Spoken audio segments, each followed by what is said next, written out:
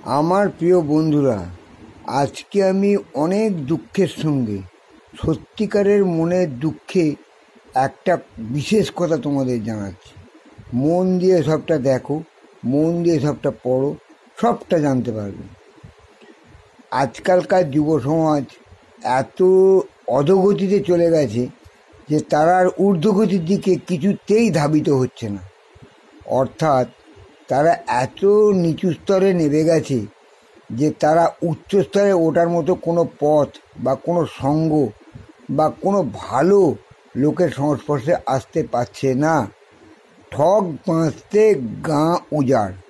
ঠক বাঁচতে গা উজাড় কথাটা হচ্ছে কি, সৎসঙ্গ পাবে কি করে?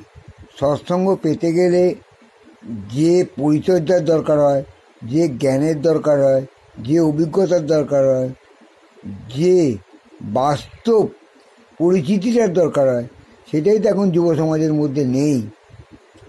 তাই তাদের মধ্যে এখন একটা তকমা এঁটে গেছে। কেড়ে এলি তোরা পৃথিবীর বুকে, বাপের বাঞ্ছিত অবাঞ্ছিত বাঞ্ছতের দল, চল যাই ভগবানের পোঁদে গিয়ে চুমু খাই। এই যে তকমাটা যুব সমাজের পোঁদে লেগে গেছে, এ কোনো দিন আর তকমাটা উঠবে না, পার্মানেন্ট সিল হয়ে গেছে।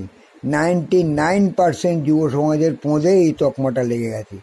দেখতে ওরা খুব ভদ্র, কথাবার্তা এমন বলবে যেন ওর চেয়ে বড় জ্ঞানী লোক আর পৃথিবীতে কেউ নেই, কিন্তু সব ভোঁভা, সব ভাঁড়ে মা ভবানী। একটু কালচার করে একটু মিশে দেখো, দেখবে তাদের মধ্যে কিচ্ছু নেই। এনভায়রনমেন্ট বলতে কিচ্ছু নেই। এনভায়রনমেন্ট মানে পরিবেশ, এনভায়রনমেন্ট, সেটা কিচ্ছু পায়নি ওরা। এমন সমাজের সঙ্গে মিশেছে যাদের অবক্ষয়ের দিকে চলে গেছে, কোনো উন্নতি তাদের লক্ষ্য করা যাচ্ছে না। ফলে তারা বেকার হয়ে থেকেছে, উপার্জনের রাস্তা পাচ্ছে না, সৎ সহচর্য পাচ্ছে না। তারা আর কী করবে বলো? বাধ্য হয়ে তারা এখন অবনতির পথেই যাচ্ছে।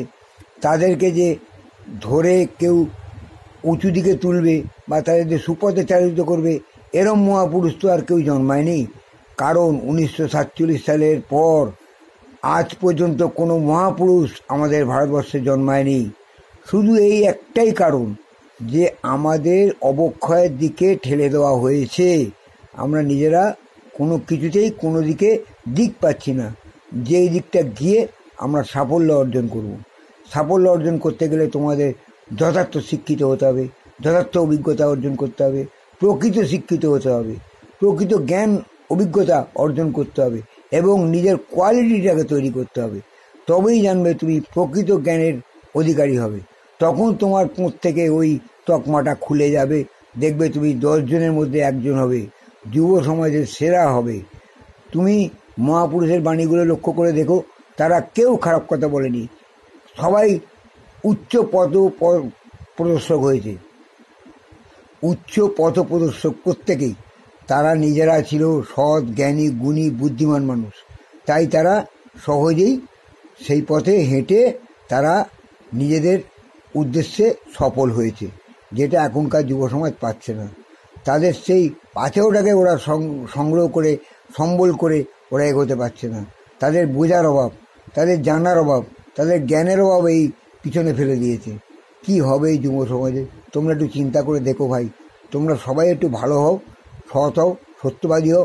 দেখবে তোমাদের মধ্যে থেকে অনেক ভালো ছেলে বেরোবে, অনেক গুণী ছেলে বেরোবে। বুঝলে? আমি যা বললাম সেটা ভালো করে মনে রেখো, আর তোমরা তাই করো।